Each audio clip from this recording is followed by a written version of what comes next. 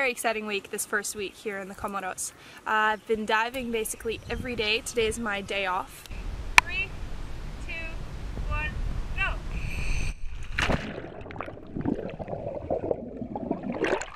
So I decided to kind of catch you up on what's been going on and, you know, get a little bit of work done because I can't stop working apparently. I absolutely love creating these videos and I love creating blog posts and editing footage and all sorts of stuff. Got some really exciting projects in the works, so yeah, I can't stop myself from keeping going. So yeah, I wanted to let you guys know about what's been happening. Whoop! Also, how cute are these bins? So these are the bins. They're naturally woven from palm trees. Anyway, I wanted to keep you guys updated on what's been going on. So it has been pretty great. The diving has been amazing. On the first few dives, you know, saw turtles already, a whole range of moray eels, nudie branches I've never seen before, just tons of gorgeous stuff. The coral is in really good condition. Even some marine biologists who were here were telling us how healthy it was and how resistant it is, so that's really great. Soon I'm looking forward to setting up some monitoring stations to be able to monitor the coral throughout the next 9 months of me being here. I did a Discover scuba dive for this lady who was visiting, and we actually got to see some turtles afterwards. So we went to the beach and we found a few dead baby turtles on the sand. Now this was absolutely heartbreaking and not fun at all to look at because they had little holes in their bellies from where the birds had eaten them. However, this meant one of the local guys told us that we should go check out the nest. So we went to look in the nest, and because of the large amounts of rain and just the ways the first turtles managed to get out, the rest of them were trapped in an extremely deep hole. So what we did is we carefully took them out and placed them on the sand and kind of just monitored them while they were running into the ocean to make sure no crabs or birds kind of swooped in and grabbed them. Now, disclaimer, I am not turtle trained or anything like that. I have been asking my friends who work in turtle rehabilitation sanctuaries on the proper way of doing this, and one of the big things they said, if you do have to touch a turtle, which shouldn't happen mostly, you should just be able to watch them and just make sure they're okay, but nest excavations are sometimes required just to make sure none of the turtles who are kind of trapped at the bottom stay in there. You should be using latex gloves or something to ensure you don't transmit anything to the turtle.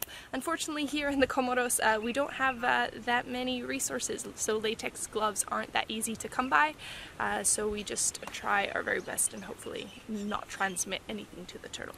So yeah, so we placed them on the sand and they happily scampered away. I mean, just look at some of this footage. Look how cute and precious they are. I made a little video about the turtles themselves and how sad it is that only about 1 in the 100 or in the 1000 actually survive into adulthood. But yeah, that's just the hard life of a turtle. The climate change scientists are a little bit concerned that with the changing temperatures there's going to be many more females, since the sex of the turtle depends on the temperature of the sand. So the females hatch in higher temperature sands, which is a lot more what they're experiencing all over the world. So it's a little bit scary. Hopefully the turtles can survive. This happened twice, so the second time I was on a surface interval between another Discover scuba dive and a refresher.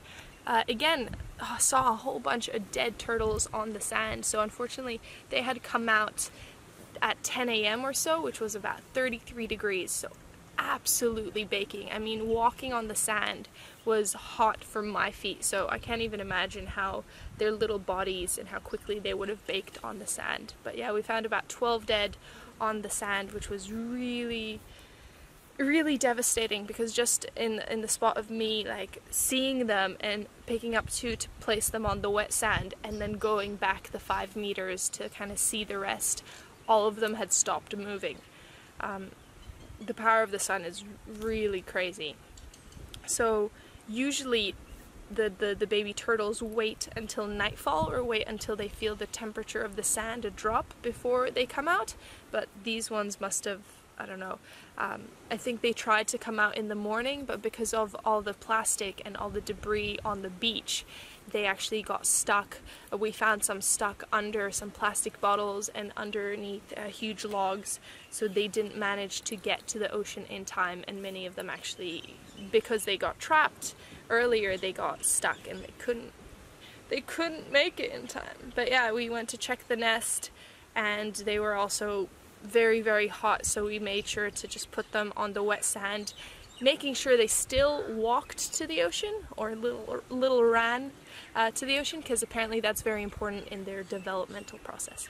But yeah, that's kind of just what I've been up to, trying to help some turtles, as well as seeing one of the first manta rays of the season, which was very exciting, and just doing diving and been doing some cleanups. Now in the next coming week we don't have as many divers, so I'm going to be doing a lot of training with my new assistant Yasep, who is awesome. He's one of the local guys from the village, and we're going to be working together to creating the monitoring sites and cleaning up beaches. So yeah, so far absolutely loving it here.